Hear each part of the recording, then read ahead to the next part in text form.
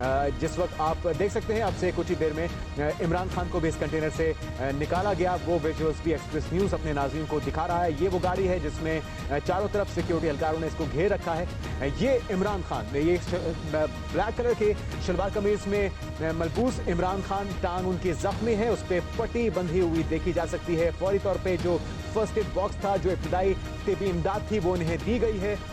Senator on Abbas जो कि उनकी सिक्योरिटी पर मामूर होते हैं, ये सफ़ेद कलर की पट्टी उनकी टांग पर बंधी हुई, दाएं टांग पे मुमकिना तौर पे उन्हें ये गोली लगी है। और क्या उनकी हालत है और क्या उन्हें मुकम्मल तौर पे तिबी इमदाद फराहम की जा चुकी, ये तमाम तफसीलात जैसे से ही हमें मौसूल होंगी वो आप तक पहुँचाएंगे। आगाज़ में ये ऐलानात किए गए कंटेनर से कि इमरान खान खैरियत से हैं। कुछ ही देर के बाद फवाद चौधरी, इमरान इस्माइल की तरफ से ये ऐलान किया गया है। और ये जो आपको दाएं तरफ मनासिब दिखाए जा रहे हैं, सेनेटर फैसल जावेद भी इसमें जख्मी हुए हैं। 4 पीटीआई के रहनुमा, जिसमें खुद तहरीक इंसाफ के चेयरमैन इमरान खान, स्क्रीन की बाएं तरफ आप देख सकते हैं, जिस वक्त उन्हें जख्मी हालत में कंटेनर से उतारकर बुलेट प्रूफ गाड़ी में बिठाया गया, महफूज मकाम पर ले जाया गया।